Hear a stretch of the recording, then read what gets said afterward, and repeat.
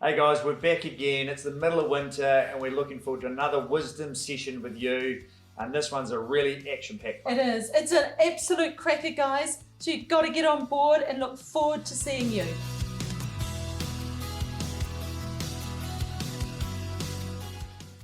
Well, Cameron, I jumped in before you. Welcome back. Thank you. Welcome back. Wonderful to have you. Here we are in the middle of winter. Yeah.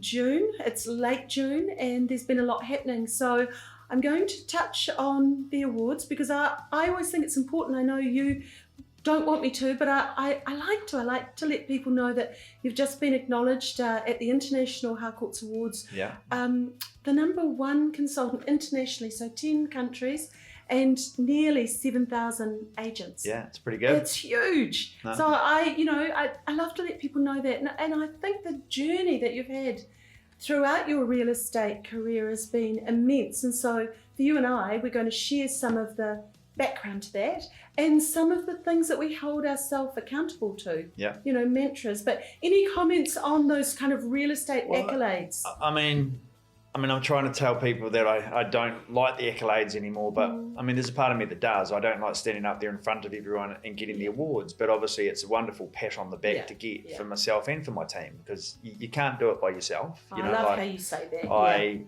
wouldn't be there without my PAs and the sales consultants that work with me as part of the team. So like I always say to people, Michael Jordan can't be the best basketball player in the world without the Chicago Bulls around him, and I'm the same. So I always feel a little bit humble standing up there, but it's a lovely accolade for us all to get. Yeah. And it's the result of a lot of hard work, hard work, long hours, but it's a combination of skill being built up over 20 years of real estate because the market's a little bit tougher at the moment. It is. And, it's taking everything within us to get houses sold. It's a good market though. I'm quite enjoying this market. Hey, do you know what? I'm glad you've said that because we will slide into that market, but there have been a couple of auction days that we've had recently, including one where there was $216,000 more through this bidding war between two parties that our owner got. And do you know what it reminded me of? It reminded me of sort of that post-COVID madness and also post-earthquakes where people were just obsessed with getting something. So there is still some big premiums. Well, that was a house, to give that some perspective, that was a house that sold for about 1.3 something. Correct. So to get the extra 200 and something thousand from when it went on the market, and the owner was super happy anyway. So it's around 20%, if not a little bit more. Which is huge, so it's isn't massive, So, the agent and the process affected the result by 20%. Exactly. So that's why you've got to be so careful who you choose, because in this market, the agent with what they say and what they do and the process that they provide your property with can make 20% difference to the right property. I totally agree. And I know that consultant said that those owners said, hey mate, there's no way we're auctioning. Yeah. There's no way we're auctioning. And I think someone who didn't have courage would have said, oh, of course not. What else shall we do? So I think that that's something that the people that we're with, that we get the privilege and pleasure of working with, are courageous. Well, that person he needs a pump up. That was Jack Milligan, and he was selling a property in Prebbleton. Exactly. So, and he really owns that market. that one was... QE2 Drive. QE2 Drive, but then 2 weeks prior to that, there was an incredible section sale in Prebbleton. Yeah. So I love that. Yeah. So any market comments, Cam, that we're not kind of reading or hearing about? Look, I think the market's pretty good at the moment. There's plenty of buyers out there. They're just more fussy on what they're buying and what they're paying. Yes. We're probably having what I'd call a winter market we haven't had for a few years, and that means not as much stock coming in, but still probably a lot more stock than we would have had last year. So there's still choice out there for buyers. But I've personally, as a team, we've had 7, 8, 9, 10 auctions in the last 2 weeks, and we've sold 9. Yeah. So that's not too bad. They've all been hard work to get across the line, often with one buyer. There's the occasional one where we have 3 or 4 people there, but often with one. So that's skill, though. It's a lot of negotiation happening at the moment. And to be honest, there's probably a lot of people selling and a little bit disappointed with their price because they're still, their mindset is what they would have got 2 years ago. So it's dealing with that. Exactly. There's also a lot of people losing money on what they bought a house for in the last probably 2 to 3 years. Exactly. I'm glad you've So we're you've coping quantified with that, and people feel like they've almost made a mistake in real estate if they bought a house 2 years ago, and that's not true. It's just the It's just market. they're releasing it at this time, isn't it? Hey, I'll tell you what I've noticed. I've noticed that people are starting to come out of the woodwork looking for land. Well, if you think about it, this is the time to buy. Yeah. I mean, 90% of people are active and busy in a booming market. Yeah. So when prices are high and interest rates were low 2 or 3 years ago, everyone was in. They're all in and they're paying too much for houses, really, and they're all getting sold. At the moment, it's counter-cyclical. We've got prices that are at the low end of the scale, and we've got interest rates that are a little bit higher. So if you buy now, you're probably going to get the capital gain from the growth of the next few years, and also interest rates will trend down a little bit. Maybe not to the levels we saw, but they'll definitely come down. So this is the time to buy, and I think a lot of the super smart people and that's are out what we're doing, isn't it? We're looking to buy. I've got a commercial agent trying to sell me a commercial property at the moment. So I went and looked at it last week, and they're trying to talk me into buying it. So I'm good luck, whoever that is. Good luck. Yeah, so certainly looking hard at the moment. Good. I think this is the time to buy. Yeah. So, but once again, I'm like everyone else, and you are too when you're buying. You're still trying to buy the right property. Yeah. I'm not so much trying to get at the right price. I don't sort of believe my mantra is it's not about what you pay for it, it's about what you buy. Yeah. And what you're going to do, what the plan is over the next 2, 5, 10 years. Yeah, so we're not looking too short term. Hey Cam, today's Friday, but this week on Wednesday, yourself and John McFadden did the most incredible session that people are still talking and asking me about. This was in-house, so in-house only. You had to work for Harcourt's Gold to see this one. Had to work for Harcourt's Gold. Looking at getting on the property wealth ladder. Yeah. And it was sort of, where do you start? Right from the start. Yeah. And it was phenomenal. I just want to acknowledge that. I got so much out of that, and I know everybody else did, because a lot of people look at property and acquiring wealth through property is too hard. It's too hard, I can't do it. And there's so many people lobbying little bombs across saying, it never works. I tried it 20 years ago, lost my money, never do it again. But you guys went about it so well. So could you share a little bit of that? Yeah, I mean, I really enjoyed doing it with John, because John and I both come from very humble backgrounds where we kind of started with no money, and whatever we've got today, we've worked really hard and really smart for. So, it was interesting. It was because John and I both got slightly different philosophies of what we do as well, and slightly different ages. So we're trying to do different stuff with our money.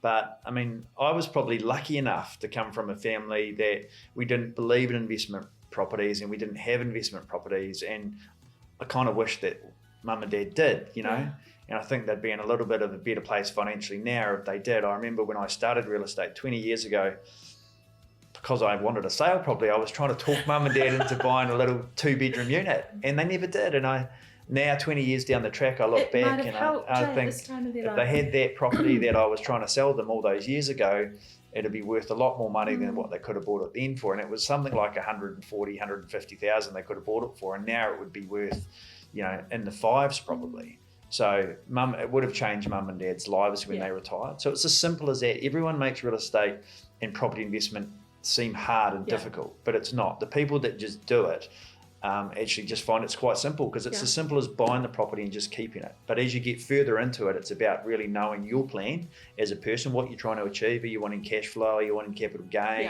And then what sort of properties you want to buy, and what do you feel comfortable? What excites you? I like to buy stuff that excites you. And that was one of the questions, wasn't it? What excites you?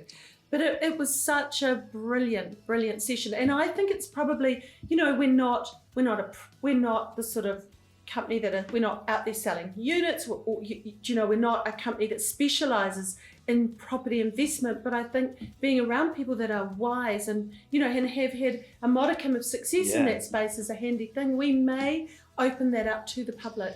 Well, I've been lucky enough in my career to meet some wonderfully smart people, whether they be developers or whether they be investors, and just see what they've done with both commercial and residential real estate. And, you take a little bit from everybody and you come up with your own mantras and beliefs on what property investment's like. And I mean, I still remember a lot of these conversations with people, because most people that are successful in what they do, they love talking about it. They love sharing their knowledge to people that show genuine interest, you know. Well, that's like Stephen Collins, isn't it? That's where a lot of this kind of belief and hunger came from. Yeah. From his early tuition. I remember Stephen said to me, I sold a block of flats for him in Aikman's Road, and he was one of the most iconic property developers and real estate people in New Zealand, probably. Exactly. And I sold a block of flats for him, and he was a very wealthy guy, and he didn't need to sell anything. And you know, when I sold this, I sort of said to, and they're in Aikman's Road, and I said to him, "Why are you selling this? You know,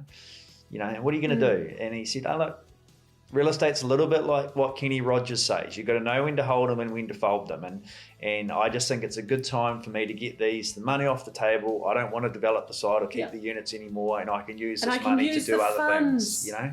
So one of the things I always had in my mind was real estate, and this crosses over to anything really. You could be in any sort of business and use that business as a vehicle for your property investment and your property development or whatever you're doing. And that's because the way that I see it is, if you use the business, my real estate as a vehicle, then I'm not going to be chained to real estate my whole life. It'll give you options further down your career. You'll be working because you want to work, or you know, you don't want to work. You'll be able to retire earlier. So those sort of things. You've got choices. Yeah. Cam, can I just get you to remind people that you have helped people compile property portfolios and also sell and release them, and a lot of those folk were normal people. They were not high flyers with these big jobs bringing in lots of capital. They were normal people who just had a bloody plan. Yeah, most of them. I mean, I've sold lots of property for what I would regard as wealthy people, and they've come from very humble backgrounds and very basic income. So they're not, you know, high-flying lawyers or doctors or someone like that. They're just, you know, school teachers and you know, tradies. People like that, and they've just accumulated. The word I love is accumulating wealth. You know, it's done over time. It's not, you know, not many people can make so much wealth in property within 2 or 3 years. You know, like the hardest thing is not earning the money; it's also keeping the money, and that's over time. And so lots of the people I've sold for are just normal Kiwis, normal incomes, and over time through doing smart things, making a few, you know, choices in their lives, you know, maybe not to lifestyle all of your income, but actually take some off the table and save it. And it gets them so much further down the track. But you've really guided them. That's what I like, though. They've been able to call you and say, Cam, we're thinking about buying this. Does this work? And you'd help them say, hey, yes, that one does, that one doesn't. So I can't endorse you for that more. I mean, because you do that with Johnny and I, and I'm just so bloody grateful. It's one of my other tips is ask people, seek advice. You know, like have good people around you. Both of us are pretty smart with real estate, and we've got lots of investment properties between us. And you know, we still ring up and talk to people, and we've got friends and colleagues that we'd run a property by. John still rings me if he's looking at buying something. And you know, I'd ring John and Jack and a few other people. So like, take a little bit of advice, because you're not an expert by yourself. Advice, I love that. Now you've mentioned a word in these last few sentences. You said mantra. And we have had some more questions, because you and I get questions. Yeah. So one of them was, you know, what kind of principles or guidelines, or for me, I actually call them mantras, do you hold yourself responsible to? It's like, you know, how do you go about trying to be the best version of yourself? Well, you tell me one of yours first, and then I'll tell you, I've got them written down, because I actually read mine every day. Like I've really committed to trying to do this, but I'm going to give you one. I have to put Lynette keeps super notes. She's got the most amazing diaries and business plans, and quite often she'll bring out, this is a little thing that no one knows about Lynette, but I'll be having a conversation with her about something, about this random conversation, and then 2 days later she'll pull out a business plan from 5 years ago, or some notes that she's made just like this, and show me how she talked about that 5 years ago, and it was part of her business plan, and now she's done it. I know, it's funny, isn't it? But so one of mine is keep learning. So I want to be curious. I want to be curious. I don't want to be pigeonholed. I don't want to be stuck. I don't want to just have one hat on, or any of those things. I want to keep learning, and so I'm very committed to that. So one of the things I do is I read every day, and I read a myriad of books. I often have 4 or 5 on the go at one time, and I try to write really well, but I'm trying to learn all the time. And I think, that saying, you can't teach an old dog new tricks, well, bugger off, because I'm an old dog and I'm trying to learn stuff. I think if you're not learning, or the other word I like is growing, you're dead. You know what, I think you are. And because if you think you know everything, or you think you've got there, what else have you got to do in life? Yeah. So like, it's a little bit like if you retire and you do nothing. Yeah. What have you got to live for? And I think that ages you. I've just got a belief that ages you. And I think that if you keep learning and you keep growing, then I think you're going to, live your best life. One of my mantras is living the most authentic life I possibly can. And that means not doing what everyone else expects me or wants me to do. It's about actually, sometimes it's saying no to people and saying, hey, look, and prioritizing your time. It's really interesting you brought that one up, because that's one that in the early days I struggled with. You said no, Polly. What do you mean no? What do you mean no? I'm freaking not taking a no. And I've learned to accept that with grace and think, no, if that's a no to you, I get whatever is happening for you. I get it. You don't need to explain. You don't need to say anything. And that's been a beautiful space for us, really, that I accept that with good grace, knowing that you've got your reasons, you keep them to yourself, and I trust them. And a lot of times that's beliefs that you've got inside that aren't true. Like Cameron won't go to that because he doesn't care about the company, or he doesn't care about something like that. And that just wasn't that. It was just because at that particular week, I just had no time. And the sacrifice would have been that I might have missed out on one of the kids' events or something like that. And that's the last thing we want. It's the last thing we want. But that's how we've both changed in the last few years. We've become more open to hearing what other people want and what they say, and I love what that. they need. Really listening. I've got another one. So there's 5 of them. No, I'm only going to share a few. Let shit go. And that's an example of it. Yeah. Because you used to hold on and personalize everything. And in our occupation, you miss a listing. You don't, you can't negotiate yourself, the scenario through to a sale, or a buyer goes through an open home because they had the good fortune to drive past it. Like, let that go. But it's relevant at the moment, isn't it? Because like in real estate, there's some houses we're not selling. So there's actually quite a lot of property that we list.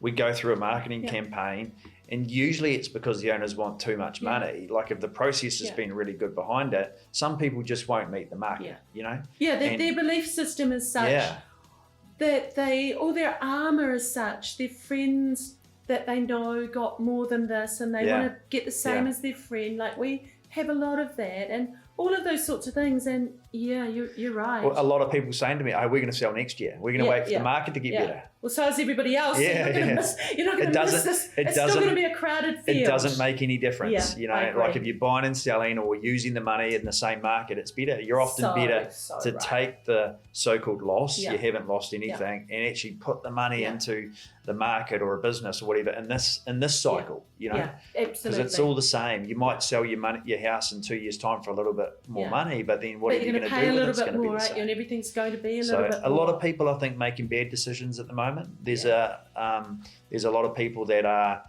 saying no to a figure on auction day or saying no to an offer at some stage, and actually regret it, and they sell it for a little bit less. And they call us and say, "Hey, is that still there?" Well, I wish. Yeah, or maybe they sell it for the same amount, but in 6 or 8 weeks' time, and it's just a fight to get there, holding costs and lost opportunities and stuff like that. I agree. I mean, it's a wonderful mantra to have, that one, because well, like it's all negative energy is the way that I look at it. That's just getting bogged down with, and I still have that. Like I have someone that takes the house off the market, and then like I had one the other day, and we were working really hard to get it sold, and they wanted 2.5 million, and we had it priced at 2.5 million, but we had an offer at 2 million, and then look, it just they just tried another agent, and the other agent sold it for exactly the same offer that we had. That one. Yes, actually, I know. There was nothing wrong with what we did. It's just the owner was too high, and they had to go through 2 processes to get the same result.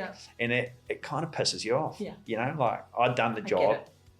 didn't get the result, and then someone else goes and gets the easy job because they're all conditioned ready to sell it. And it still annoyed me it still annoys me. Clearly, I'm talking about it. I know. No, we need to let things go. Yeah. But it's all negative energy. You've just got to move on. So that's a wonderful one. Oh, thank you. Now, I'll give you one of my other ones. Yeah. I don't even like saying it in front of you because I know I'm going to get stick for it. Watch acquisition, like I'm trying to decumulate, like just less purchasing. Not have so much in the McFadden mansion.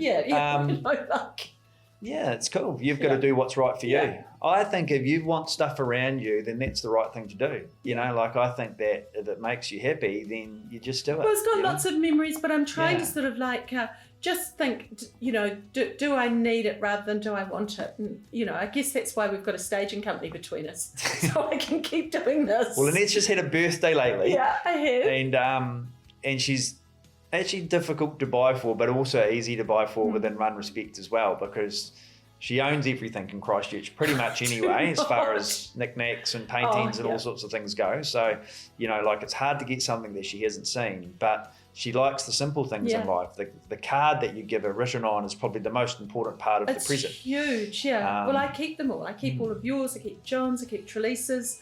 They're precious to me because they come right to your heart. Yeah. So they are beautiful. So that's one of mine. I like the accumulation thing, but then there's part of it to me that says if you want it, just be who you are. Yeah. Oh, thank you. That's good. Now, what about you? Give me one more, and then we're going to shift to France. And I'll tell you what that means. To France, that's exciting. We're going to talk about one more Tour de mantra. France. That's my big mantra encapsulates what I really try and do, and there's a lot of little side shoots off it. But my thing this year is I've got a year of health and wellness. So I'm prioritizing health and wellness, and I'm really trying to look after myself so I age well and I'm fit and healthy and that's something that I've got in the back of my mind. I want to choose health and wellness over work. Nice. And that's my big thing this year. So I try and come up with mantras every year, and I've always got them in the back of my mind.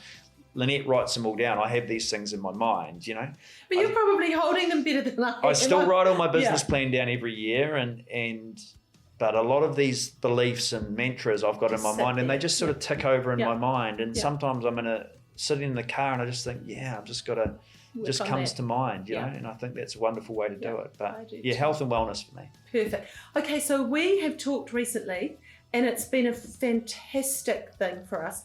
So you've just discovered the Tour de France. Yeah. The documentary currently on Netflix. Unchained, I think. Unchained. And it's on to series 2. And the reason you love it is just looking at how disciplined those athletes are, those incredible men are, and the things that go on. And so share a little bit of that with us. I didn't know much about cycling, to be honest. And Brendan, who I work with, was a New Zealand famous professional cyclist. And, John and him and the boys, the Scallywags, they go out riding every morning pretty much, or most mornings. So they're very passionate in the McFadden house about cycling. And I didn't know much about it, but I started watching this. And I got addicted to it. I watched it all in 2 days because it was exciting. I didn't realize how dangerous it was. They have these horrific crashes where, they can literally one guy got killed basically. So I didn't understand that side of it, but I didn't understand the pain that they put themselves through on the bike and the training and the discipline and the teamwork. And it's like I was saying before, they can't, so you've got these wonderful riders, which are the best riders in the world, but they actually can't do it by themselves. They need to ride off the wheel of the other to get them to the front. And so they're not exhausted when it comes to the final thing. And their coaches in their ear the whole time. Yeah. The whole time. So it's amazing that these guys are actually will sacrifice their own careers just to get the other guy to the front. Yeah. In fact, that's their role, isn't it? Hey, you don't take the podium, but your man, the team's man takes it, and you feel the same pride. How's that for sacrifice? So by themselves, they're nothing, but as a team, they're wonderful. But I just love the discipline, Brad, and it pushed me into, Brendan sent me a podcast about Lance Armstrong, and I'm actually listening to that at the moment, and that guy has got a phenomenal, I know he was tainted with all the drugs and everything like that, but his mindset is amazing. He just had a belief at 19 that in his first tour he was going to win. And it was like, you can actually hear him speak passionately about it now. And there was nothing that would convince him he wasn't going to win that first year. And he did. And his training, he was he was a little bit like me. He gets so stuck in routines and rituals and getting up at the right time and going to bed at the same time and doing nothing but those cycling, things, yeah, and eating and diet, and it just didn't change. And I've been like that. I've been so stuck in routines, thinking it was probably the best thing for me, and that success comes from the routines and the rituals that I had. But I'm now gone the opposite, But I think sometimes you don't need them. You need to find middle ground, because the stress and routines can make you unhappy. Yeah. I love that. I love how openly you share all of these things. A pair of us do it. So I think if you'd have met us 10 years ago, this would be a very different Well, I would podcast. have been right in the middle of my rituals and routines and getting up every morning at 5 o'clock and being at the gym and all that sort of stuff. And now I'm a bit more relaxed. Like I woke up this morning and I was tired and I just stayed in bed. Yeah, that's good. And I thought to myself, geez, 5 years ago I would have, no matter how, tired or whatever I felt or sick. Like I used to go when I was sick, like I would just go to work. Yeah, I get sicker. And how does then that work? Had a cold and I'd go to the gym. I just think that's how it works. I push myself. What did you think about the documentary? I loved it because I love cycling, and we've been over to France to actually watch it. I love the sense of teamwork. I feel for the cyclists. I just think, oh my God. And it reminds me of how it feels sometimes for some of the people that we work with, some of the consultants who work so jolly hard and then they'll miss something or whatever. But I mean, I absolutely love it for the spectacle, the colour, the emotion. I mean, the crowd's outrageous, but love all of those things. So hoping to go back next year. We would have, probably have been there this year, but we just have got other things happening. But you know what, Cam, we're getting the wind up from our director. So I think you and I have to finish soon. We're getting a wind up from him. We've got a battery problem today. We've got a battery problem, so we have to go and get some new gear. But hey, look, I've heard so many good things today, and I'm so grateful. I'm grateful for the questions that come into us, and that we're going to be here every month, just talking about real estate, talking about life. Any final things? I think send us a question. Yeah. I mean, we love the questions. The questions make this, because then we're answering stuff that you want to hear, know. And I think that it gets us talking before we come here. Yeah. But you must have a tip for the month. Me, I must have a tip for the month. What is it? Okay, so the big thing that I'm really working on is sleep, because for many years it's been pretty interrupted. Yeah. And I think it's under, people kind of minimize it, but I know that behind high performance, no matter what area that you're working in, if you get a bloody shitty sleep, it follows through into the day. So I think, prioritize some sleep, prioritize some white space, that's quiet time in your life. I'll tell you what, that sleeping is so important, but you don't have coffee. No, stopped it 2 years ago. Yeah, and she sleeps really well. And I was, at the start of the year, my whole thing was I'm not going to have coffee for a few months, and I was sleeping wonderfully without coffee. And I used to drink a lot of coffee, and I'm back drinking coffee again, and my numbers are getting up. My numbers are getting up again. So, and I'm noticing that I'm not sleeping as well and as deep. So coffee is a big thing. Yeah. So, food, what we put into the body is so important. Yeah. So all of those things, we've got both pretty strict on our diets, aren't we? And I still love goodies, but I'm pretty strict.